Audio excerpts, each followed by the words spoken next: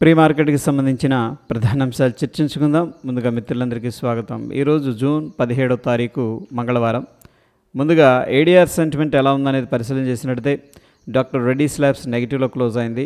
ICICI bank, HDFC bank, Infosys, Wipro అనేది పాజిటివ్గా అయితే ట్రేడ్ అయినాయి. సో మొత్తం మీద ఈ యొక్క ఏడీఆర్స్ నుంచి పాజిటివ్ సెంటిమెంట్ అయితే కనిపిస్తూ ఉంది. ఇండియన్ ఇండిసెస్ నిన్నటి రోజున ఏ విధంగా క్లోజ్ అయినాయి అనేది పరిశీలన చేసినట్లయితే నిఫ్టీ, ఆటో, ఫార్మా అక్కడి నుంచి మొత్తం కూడా ఐటీ, రియాలిటీ, కమోడిటీ అన్నీ కూడా చక్కగా 100% పాజిటివ్గా గ్రీన్లో అయితే క్లోజ్ అయినాయి. ఇక గ్లోబల్గా మార్కెట్స్ ఎలా ఉన్నాయి అనేది పరిశీలన చేసినట్టయితే జర్మన్, కోర్స్ యూరోప్ కానీ, US 500, Russia, Dow Jones industrial average futures ఇవన్నీ ప్రస్తుతానికి నెగిటివ్గా ఉన్నాయి. ఫ్రాన్స్, లండన్ కూడా, China, South Korea, Asia market, Japan, Hong Kong slight గ్రీన్లో ట్రేడ్ అవుతూ ఉన్నాయి. యూఎస్కు సంబంధించిన వోల్టాలిటీ అనేది పెరిగినట్టు ఇక్కడ S&P 500 విక్స్ అనేది చెప్తూ ఉంది. సో మొత్తం మీద గ్లోబల్గా అయితే మనకి స్టిల్ కొద్దిగా నెగిటివ్ సంకేతాలు అనేది కనిపిస్తూ ఉన్నాయి. ఇక నిన్నటి రోజున యూఎస్కు సంబంధించిన టాప్ 30 కంపెనీస్ ఏ విధంగా క్లోజ్ అయినది మనం పరిశీలన చేసినట్లయితే United Health, McDonald's, Johnson & Johnson అనే టాప్ లూజర్స్ లిస్టులోకి వెళ్ళిపోగా ఇంటెల్, గోల్డ్మెన్ సాక్స్, నైకే, డవ్ అనేది టాప్ గెయినర్స్ లిస్టులోకి వెళ్ళిపోయాయి. మొత్తం మీద యూఎస్ మార్కెట్లో కొంత స్ట్రెంత్ అయితే కనిపిస్తూ ఉంది. ఇక ఎకనామిక్ క్యాలెండర్ పరిశీలన చేసినట్టయితే నిన్నటి రోజున గ్లోబల్గా ఎటువంటి ఈవెంట్స్ అయితే కనిపించట్లేదు. ఈరోజు ఉదయం 8:30 బ్యాంక్ ఆఫ్ జపాన్ వడ్డీ రేటుకి సంబంధించిన డెసిషన్ అనేది తీసుకొని ఉంది. ప్రీవియస్గా 0.5% ఉండేది వడ్డీ, ఈసారి అదే ఉంటుందని చెప్పేసి అందరూ కూడా ఎక్స్పెక్ట్ అయితే చేస్తూ ఉన్నారు. ఇక యూఎస్కి సంబంధించిన కోర్ రీటైల్ సేల్స్ ఏ విధంగా ఉన్నాయి అండ్ రీటైల్ సేల్స్ ఏ విధంగా ఉన్నాయి, దీనికి సంబంధించిన డేటా అనేది రిలీజ్ అవుతుంది. ఇది సాయంత్రం 6 గంటలకి వెరీ ఇంపార్టెంట్ డేటా. ఇక ఇండియాకి సంబంధించిన ఎకనామిక్ క్యాలెండర్ని పరిశీలన చేసినట్టయితే నిన్నటి రోజున wholesale price index, food index కానీ, మ్యానుఫ్యాక్చరింగ్ అండ్ ఫ్యూయల్, టోటల్గా WPI ఇన్ఫ్లేషన్ ఏ విధంగా ఉందనేది డేటా అనేది రావడం జరిగింది. సో ఫ్రెండ్స్, ఇక్కడ ఏంటంటే హోల్సేల్ లెవెల్లో ఇన్ఫ్లేషన్ ఎలా ఉందనేది రావడం జరిగింది. సో ఇక్కడ మనకి ప్రీవియస్గా 2.55% ఉండేది 1.72, అంటే ఫుడ్ ఇన్ఫ్లేషన్ సాఫ్ట్ అయిందని చెప్పేసి చెప్పుకోవచ్చు. అండ్ మ్యానుఫ్యాక్చరింగ్ ఇన్ఫ్లేషన్ కూడా తగ్గింది, ఫ్యూల్ కూడా డిమాండ్ తగ్గిపోయింది. ఇక హోల్సేల్గా మొత్తం మీద మనం తీసుకున్నట్టయితే 0.85 నుంచి 0.39% అనేది రావడం జరిగింది. ఇక ఇంపోర్ట్స్ అనేది మనం చూసినట్టయితే $60.61 బిలియన్ వర్త్ అనేది ఇంపోర్ట్స్ చేసుకున్నాం. ఎక్స్పోర్ట్స్ ఏమో $38.73 బిలియన్ ఎక్స్పోర్ట్స్ అయితే చేసాం. ఇక బ్యాలెన్స్ ఆఫ్ ట్రేడ్స్ అంటే ఎక్స్పోర్ట్స్, ఇంపోర్ట్స్ మధ్య డిఫరెన్స్ అనేది స్టిల్ ఏంటంటే ఫిస్కల్ డిఫిసిట్ అనేది 21 బిలియన్స్ అనేది కనిపిస్తూ ఉంది. బట్ ప్రీవియస్గా ఏదైతే ఉందో డెఫిసిట్, దాంతో పోలిస్తే కొద్దిగా ఇంప్రూవ్మెంట్ అనేది జరిగింది.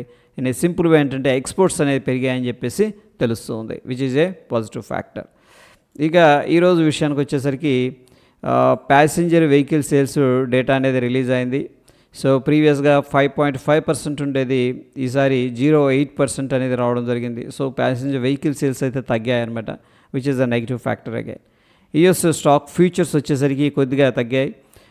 ట్రంప్ గారు ఏంటంటే టెహరాన్ని ఖాళీ చేయండి అని చెప్పేసి చెప్తూ ఉన్నారు, ఎందుకంటే ఈ యొక్క వార్ ఎస్కలేషన్ అనేది జరుగుతుంది ఇజ్రాయెల్, ఇరాన్కి మధ్య.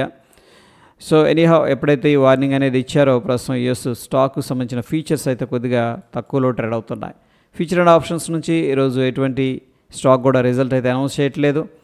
Individual stocks future and options నుంచి టిటాగర్, RBL బ్యాంక్, ABFRL, హుడ్కో, Birlasoft, Manappuram, Chambal fertilisers, CDSL, IREDA ఇవి బ్యాన్ లిస్ట్లో వెళ్ళిపోయాయి. వీటిలో మనం ఫీచర్స్ అండ్ ఆప్షన్స్ ట్రేడ్ చేయకూడదు. ప్రీవియస్గా బ్యాన్ లిస్ట్లో ఉన్న IEX అయితే బయటికి రావడం అనేది జరిగింది.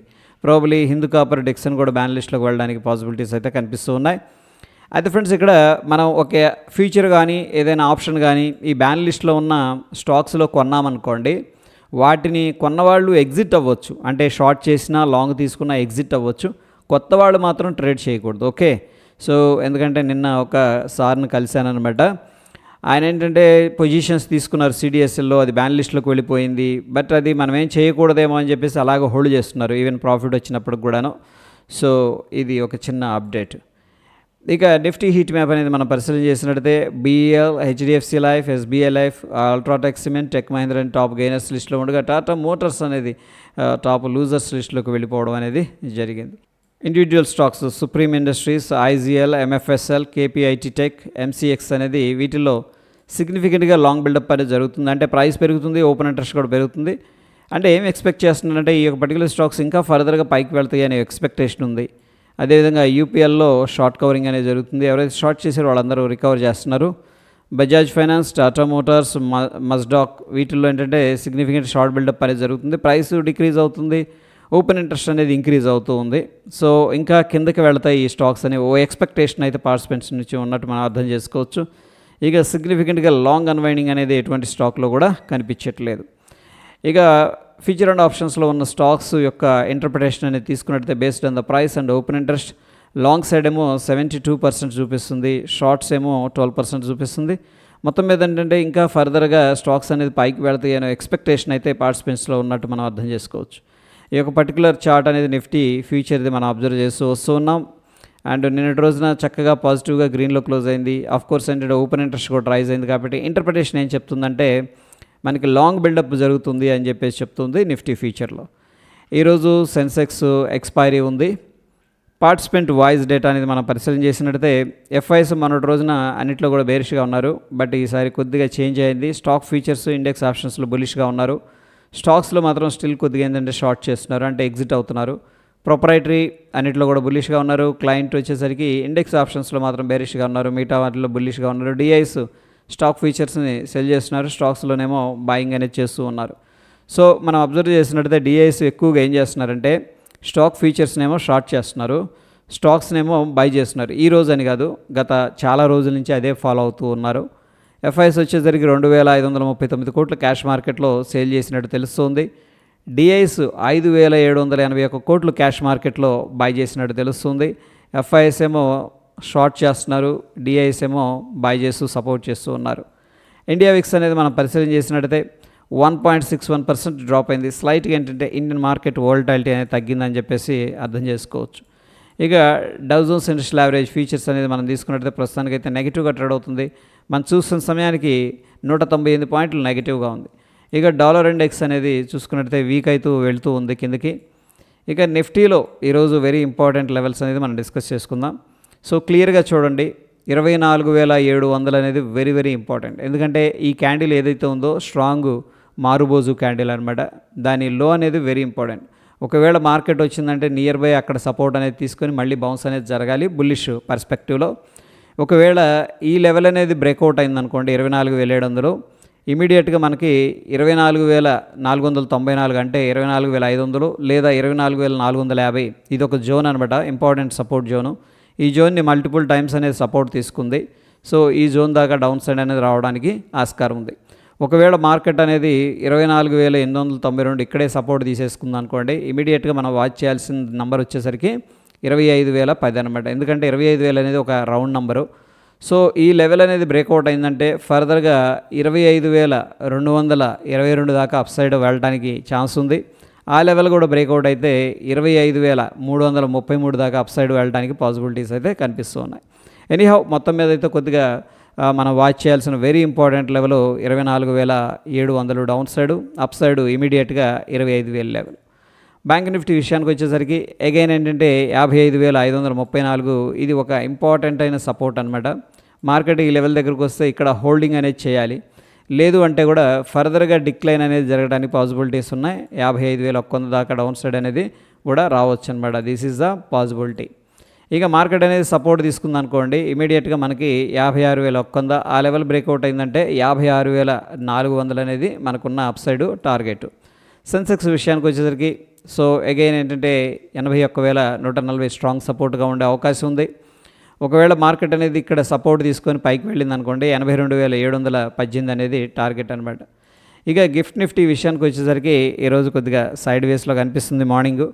సో చూడండి, ప్రీవియస్గా సాలిడ్గా బుల్లిష్గా క్లోజ్ అయింది ఇక్కడ, బట్ స్లైట్గా గ్యాప్ అప్ అయిందనమాట. గ్యాప్ అప్ అయ్యి అక్కడి నుంచి కూడా కొద్దిగా ప్రాఫిట్ బుకింగ్ అనేది జరుగుతుంది. మనం చూస్తున్న సమయానికి గిఫ్ట్ నిఫ్టీ ఫ్యూచరు 11 పాయింట్లు నెగిటివ్గా ట్రేడ్ అవుతుంది. నంబర్ అనేది మనం తీసుకున్నట్టయితే 24,990 దగ్గర గిఫ్ట్ నిఫ్టీ ఫ్యూచర్ అనేది ట్రేడ్ అవుతూ ఉండగా మన నిఫ్టీ ఫ్యూచర్ ఏమో 24,996 దగ్గర క్లోజ్ అయింది.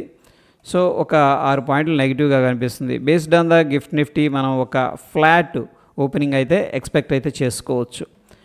ఇక గోల్డ్ విషయానికి వచ్చేసరికి ఇక్కడ ప్రీవియస్గా ఏదైతే రెసిస్టెన్స్ లెవెల్ ఉందో అక్కడికి వెళ్ళాక కొంత ప్రాఫిట్ బుకింగ్ అనేది జరుగుతుంది. ఎనీహౌ ప్రీవియస్గా స్ట్రక్చరల్గా ఏదైతే సపోర్ట్ ఉందో అక్కడ నుంచి మళ్ళీ బౌన్స్ అనేది జరుగుతూ ఉంది. ఇక సిల్వర్ విషయానికి వచ్చేసరికి చాలా వాటికి ఇండెసిషన్లో తిరుగుతూ ఉంది. న్యాచురల్ గ్యాస్ ఓ ఇంపార్టెంట్ ట్రెండ్ లైన్ నుంచి బయటకు వచ్చింది, కొద్దిగా బుల్లిష్ కాంటాక్స్లో ట్రేడ్ అవుతుంది. బిట్ కాయిన్ అనేది మనకు కొద్దిగా గత 3-4 రోజుల నుంచి కూడా సైడ్ వేస్ అండ్ ఆస్కిలేషన్ అనేది జరుగుతూ ఉంది. క్రూడ్ ఆయిల్ విషయానికి వచ్చేసరికి ప్రస్తుతానికి బుల్లిష్గానే ఉందని చెప్పేసి చెప్పుకోవచ్చు.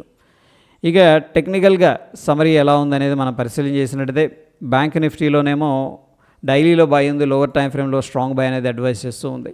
ఇక నిఫ్టీ 50 అనేది పరిశీలన చేసినట్టయితే డైలీలో బై ఉంది, లోవర్ టైం ఫ్రేమ్లో కూడా స్ట్రాంగ్ బై అనేది అడ్వైస్ చేస్తూ ఉంది. సో నిన్నటి రోజున మనం ఎక్స్పెక్ట్ చేసాం, ఎందుకంటే ఈ యొక్క జియో పొలిటికల్ అన్సర్టనిటీస్ ఇవన్నీ ఉన్నాయి, సో ప్రాబబ్లీ మార్కెట్ పైకి వెళ్ళదని చెప్పేసి. బట్ అనూహ్యంగా మార్కెట్ ఏంటంటే పైకి వెళ్ళడం అనేది జరిగింది. ఎందుకు ఇలా జరిగిందంటే ఎఫ్ఐఎస్ కొద్దిగా షార్ట్ కవరింగ్ అనేది చేస్తూ ఉన్నారు. సో అగైన్ ఏంటంటే ఇప్పటిదాకా ఎఫ్ఐఎస్ షార్ట్ చేస్తూ వచ్చారు, మార్కెట్ ఏమో బుల్లిష్ సెంటిమెంట్లో కనిపిస్తూ ఉంది. అఫ్కోర్స్ ఏడిఆర్స్ కూడా బుల్లిష్గా ఉన్నాయి. ఒకవేళ ఎఫ్ఐఎస్ కానీ షార్ట్ కవరింగ్ అనేది చేస్తే కూడా సిగ్నిఫికెంట్ రికవరీ కూడా రావడానికి పాసిబిలిటీస్ ఉన్నాయి. But anyhow wait and watch. Important levels ఏవైతే ఉన్నాయో ఆ లెవెల్స్ని అది ఎలా రెస్పెక్ట్ చేస్తుంది అనేది కూడా మనం ట్రాక్ చేస్తూ ఉండాలి. ఇది ప్రీ మార్కెట్కి సంబంధించిన అప్డేట్స్ ఫ్రెండ్స్. ఎటువంటి క్రిటికల్ అప్డేట్స్ ఉన్న టెలిగ్రామ్లో షేర్ చేస్తాను. వీడియో ఇన్ఫర్మేటివ్గా అనిపిస్తే తప్పకుండా లైక్ చేసి మీ యొక్క సపోర్ట్ అనేది తెలియజేయండి. ధన్యవాదాలు.